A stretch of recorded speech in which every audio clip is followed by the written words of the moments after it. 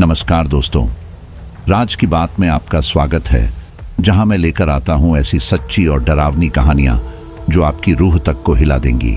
दोस्तों, आज की कहानी एक बुजुर्ग काका की है जिनका नाम रघुराम काका है, जो कि पहले एक श्मशान घाट के चौकीदार थे। तो चलिए आज की कहानी रघुराम काका के नजरिए से सुनते हैं। कहानी शुरू करने से पहले अगर आप हमारे साथ नए जुड़े हैं तो चैनल को सब्सक्राइब कर लीजिए ताकि हमारी हर अगली कहानी सीधे आप तक पहुंच सके। और अब बिना किसी देरी के चलिए आज की इस खौफनाक कहानी की शुरुआत करते हैं। नमस्कार दोस्तों, मेरा नाम रघुराम है और मैं करीब 20 सालों से श्मशान घाट का चौकीदार हूं। जवानी में खेती करता था, पर सूखे ने सब तबाह कर दिया। मजबूरी में यह चौकीदारी का काम पकड़ लिया। लोग कहते हैं रात में श्मशान घाट में रहना अशुभ होता है, पर मेरा मानना है कि डर पैदा करने वाली सिर्फ अंधेरी रातें ही नहीं होती, बल्कि कभी कभी कुछ कहानियां भी होती हैं। यह श्मशान घाट भी एक ऐसी ही कहानी समेटे हुए है जिसे सुनकर आपके रोंगटे खड़े हो जाएंगे। अब वह आप बीती शुरू करते हैं जो मेरे साथ बीता था। यह श्मशान घाट हमेशा से इतना सुनसान नहीं था। पहले यहाँ हर रोज चिताएं जलती थीं, हवा में अगरबत्ती की खुशबू घूमती रहती थी। पर पिछले कुछ सालों से जैसे कोई बुरी नजर लग गई हो, लोग अब लाशें जलाने के लिए दूर के श्मशान ले जाने लगे हैं। यहाँ सिर्फ वही आते हैं जिनके पास और कोई रास्ता नहीं होता। रातें तो और भी सन्नाटे वाली हो गई हैं। सिर्फ हवा की सनसनाहट और कभी कभी दूर से किसी गीदड़ की चीख सुनाई देती है। एक ऐसी ही रात जब काली घटाओं ने आसमान को ढक रखा था और बिजली कड़क रही थी, मैं अपनी टूटी फूटी छप्पर वाली चौकी में बैठा हुआ था। अचानक मुझे दूर से श्मशान की तरफ जाने वाले लोगों की बातचीत सुनाई दी। हैरानी की बात यह थी कि बिजली कड़कने के शोर में भी उनकी आवाज साफ आ रही थी। मैं चौकन्ना होकर उठा और धीरे से झांक कर देखा। झांकने पर मैंने देखा 4 लोग काले कपड़ों में लिपटे हुए चिता के पास खड़े थे। उनके हाथों में मशालें जल रही थीं, जिनकी रोशनी में उनके चेहरे साफ दिखाई नहीं दे रहे थे। लेकिन सबसे ज्यादा चौंकाने वाली बात यह थी कि उनके सामने रखी चिता पर कोई शव नहीं था, सिर्फ एक खाली सफेद कफन रखा हुआ था। वो लोग उस खाली कफन को जला रहे थे और फुसफुसा रहे थे। मैंने कभी ऐसा अनुष्ठान नहीं देखा था। मेरा मन उन्हें रोकने का हुआ, पर अंधेरी रात, बिजली का कहर और उन अजनबियों का अजीब सा व्यवहार, ये सब मुझे रोक रहा था। बस यूं ही दूर से देखता रहा जब तक वह लोग उस खाली कफन को पूरी तरह जलाकर चले नहीं गए। उनके जाने के बाद मेरी हिम्मत जवाब दे गई। रात भर नींद नहीं आई। सुबह होते ही दौड़कर उस जगह पहुंचा जहां वह लोग चिता जला रहे थे। जमीन पर सिर्फ राख और जले हुए कफन के टुकड़े बिखरे पड़े थे। मैंने उन टुकड़ों को उठाकर देखा। वह कोई साधारण कफन नहीं था, बल्कि बेहद महीन और महंगे कपड़े का बना हुआ था और उस पर एक अजीब सी निशानी बनी हुई थी। उसे देखकर मेरा खून ठंडा हो गया। यह निशानी बिल्कुल वैसी ही थी जैसी सालों पहले मेरे मरे हुए बेटे के कफन पर बनी हुई थी। उस निशानी को देखकर मेरे पैरों तले से जमीन खिसक गई। सालों पहले बीमारी से मेरा बेटा मर गया था। हमने उसे इसी श्मशान में जलाया था। उसके कफन पर बनी निशानी को मैं कभी नहीं भूल सकता था। ये वही निशानी थी जो उस जले हुए कफन के टुकड़े पर बनी हुई थी। मेरे दिमाग में सवालों का तूफान मच गया। वह लोग कौन थे? खाली कफन को जलाने का क्या मतलब था? और उस निशानी का क्या राज था? क्या यह कोई बुरा सपना था या फिर कोई भयानक सच सामने आ रहा था? उस दिन से मेरी जिंदगी और भी जहरीली हो गई। रातों को नींद नहीं आती थी। हर आहट में मुझे उन अजनबियों की परछाई दिखाई देती थी। उस जले हुए कफन के टुकड़े को मैंने अपनी चौकी में संभाल कर रखा था। वह एक सबूत था या शायद एक श्राप। कुछ दिनों बाद एक और अजीब घटना घटी। रात के वक्त अचानक श्मशान में रोने की आवाज गूंजने लगी। वो इतनी करुण थी कि मेरा कलेजा कांप उठा। मैं डर के मारे हिल भी नहीं सका।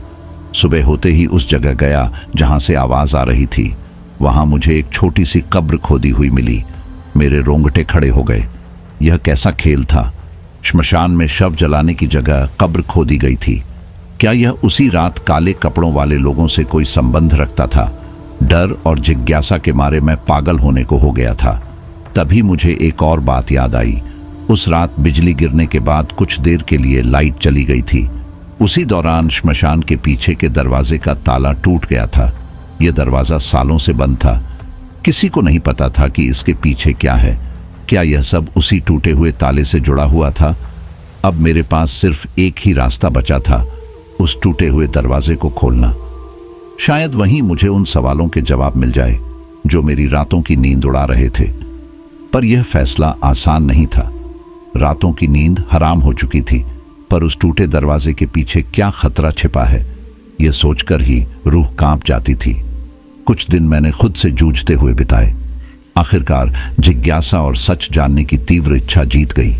एक अमावस्या की रात काली घटाओं ने फिर आसमान को घेर लिया। बिजली कड़कने लगी और हवा तेज चलने लगी। यह वही माहौल था जिस रात वह अजनबी लोग आए थे। मैंने पुराना टॉर्च जलाया और धीरे से श्मशान के पीछे गया। टूटा हुआ दरवाजा ज्यों का त्यों खड़ा था। कुछ देर तक मैं दरवाजे को देखता रहा, फिर हिम्मत जुटाकर उसे खोला। अंदर घने अंधेरे में कुछ भी दिखाई नहीं दे रहा था। मैंने गहरी सांस ली और टॉर्च की रोशनी अंदर डाली।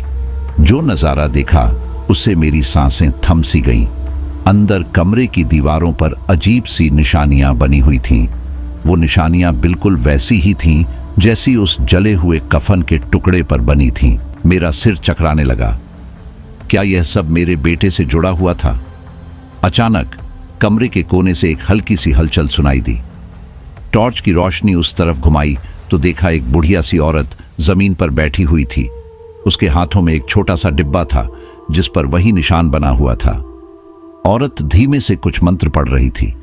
मैं चौंक कर कुछ कहने ही जा रहा था कि औरत ने मेरी तरफ देखा। उसकी आंखें खाली थीं, उनमें कोई चेतना नहीं थी। वो रोबोट की तरह उठी और मेरी तरफ चलने लगी। डर के मारे मैं पीछे हटने लगा, लेकिन टूटे दरवाजे के कारण फंस गया। तभी बिजली चमकी और कुछ देर के लिए कमरे में रोशनी फैल गई। उसी रोशनी में मैंने देखा औरत के हाथों वाले डिब्बे में राख भरी हुई थी और वह राख बिल्कुल वैसी ही थी जैसी जली हुई हड्डियों की होती है। क्या यह सब एक भयानक तंत्र का हिस्सा था? और वह औरत कौन थी? मेरी चीख अंधेरे में खो गई। बिजली की चमक कम होते ही वह औरत मेरे एकदम सामने खड़ी थी। उसकी खाली आंखें मेरी रूह को चीर रही थीं। डर के मारे मैं हिल भी नहीं सकता था। तभी उसने अपने हाथों से वह डिब्बा खोला और उसमें से राख मेरे ऊपर फेंक दी। राख छूते ही मेरा पूरा शरीर जल उठा। चीखने की कोशिश की, पर मेरी आवाज गले में ही अटक गई। धीरे धीरे मेरी आंखों के सामने अंधेरा छा गया। जब होश आया तो मैं अपनी चौकी पर लेटा हुआ था। सुबह हो चुकी थी। सारा शरीर दर्द से कराह रहा था, लेकिन वो औरत और कमरा गायब हो चुके थे। क्या यह सब सपना था या फिर कोई भयानक सच? उस दिन के बाद से श्मशान में और भी अजीब घटनाएं होने लगीं। कभी हवा में हंसी की गूंज सुनाई देती तो कभी जलती हुई आंखों वाली परछाई दिखाई देती। मेरी हिम्मत जवाब दे रही थी।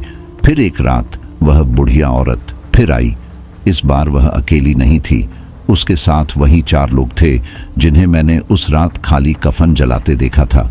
वह लोग मुझ पर हंस रहे थे और कुछ अजीब से मंत्र पढ़ रहे थे। डर के मारे मैंने अपनी आंखें बंद कर लीं। तभी मुझे लगा किसी ने मेरा हाथ पकड़ लिया है। एक ठंडी सी सिहरन मेरी रीढ़ की हड्डी में दौड़ गई। धीरे धीरे मेरी जान निकलती जा रही थी। अचानक मुर्गे के बांग देने की आवाज आई। वह सब गायब हो गए। मैं जिंदा था, पर मौत के मुंह से वापस आया था। अब और नहीं टिक सकता था। मैंने फैसला किया कि इस श्मशान घाट को छोड़कर चला जाऊंगा।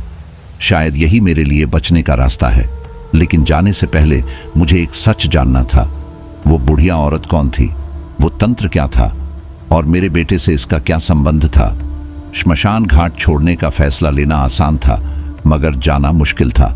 नौकरी छूटने का डर और उस रहस्य को सुलझाने की जिज्ञासा दोनों मेरे पैरों को जकड़े हुए थे। फिर एक दिन एक यात्री मेरे चौकी के पास रुका।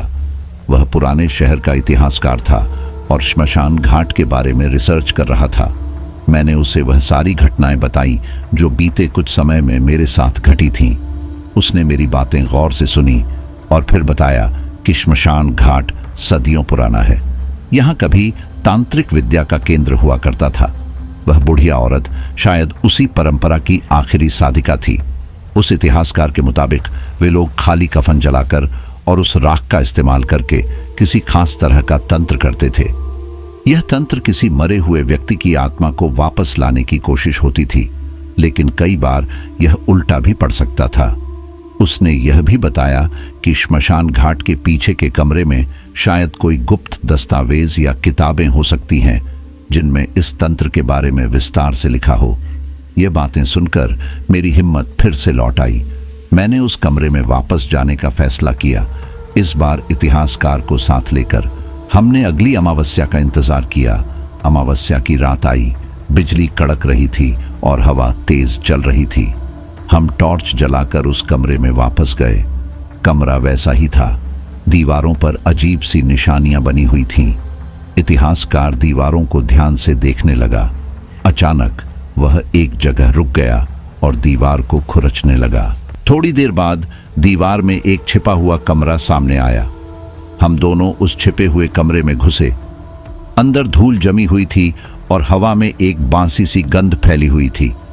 कमरे के बीचों बीच एक मेज रखी हुई थी जिस पर कई पुरानी किताबें बिखरी हुई थीं। हमने उन किताबों को खंगाला।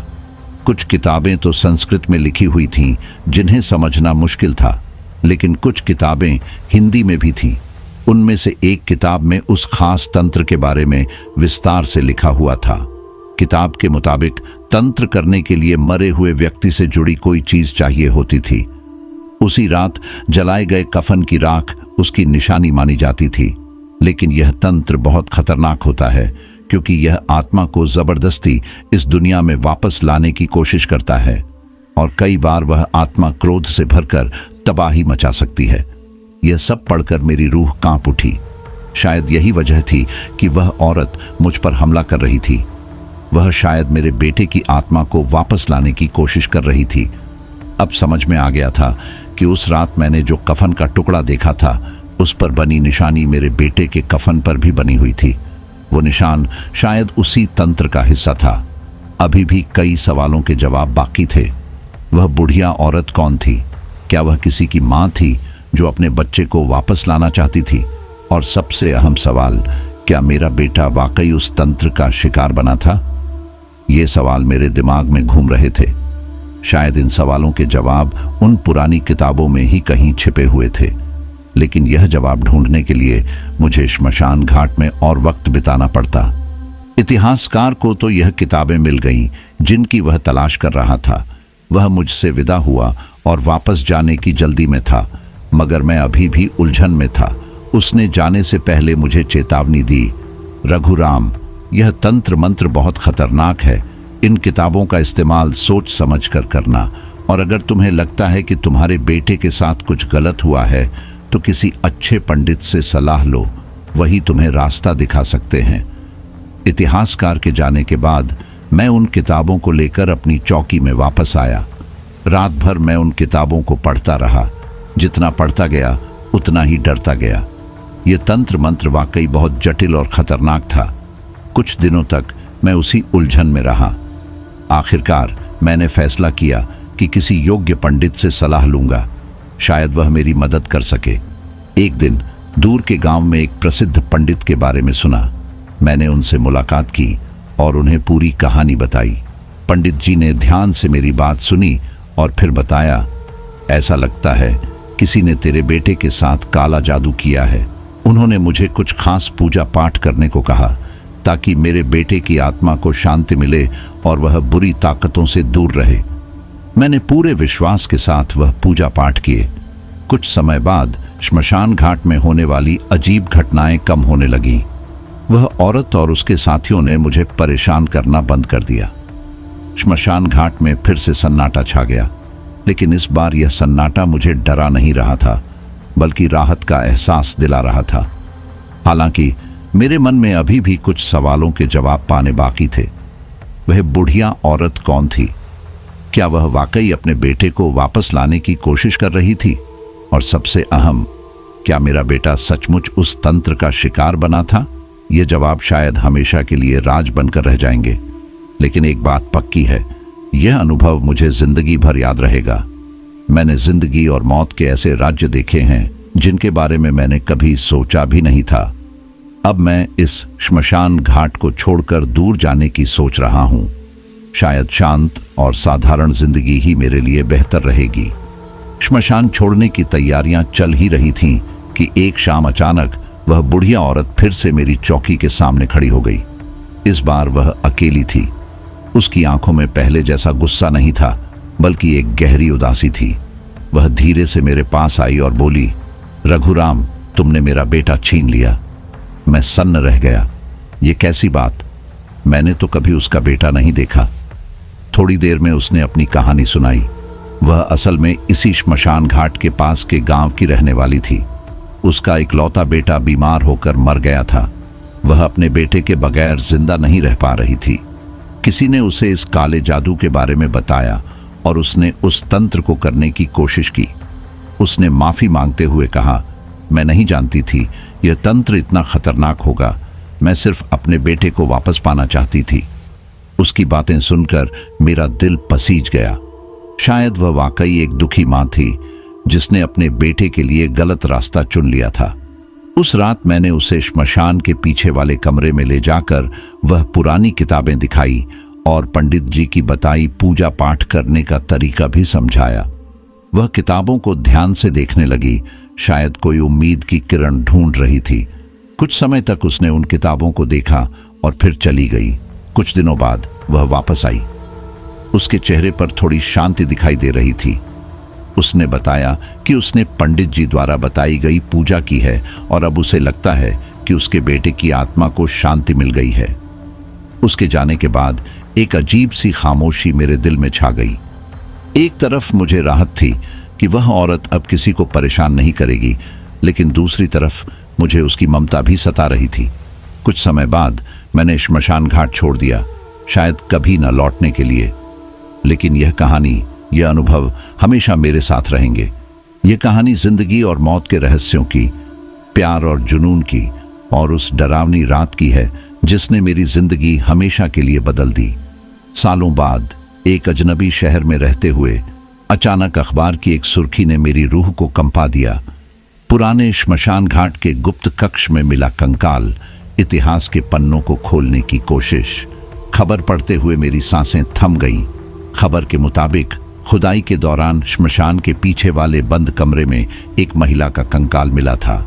उसके पास एक छोटा सा डिब्बा था, वही डिब्बा जिस पर वह अजीब सी निशान बनी हुई थी। पुलिस का कहना था कि शायद यह कंकाल किसी तांत्रिक महिला का है जो सालों पहले गायब हो गई थी। साथ ही खुदाई में मिली कुछ पुरानी किताबों से पता चला है कि वह महिला किसी गुप्त तांत्रिक विद्या में पारंगत थी।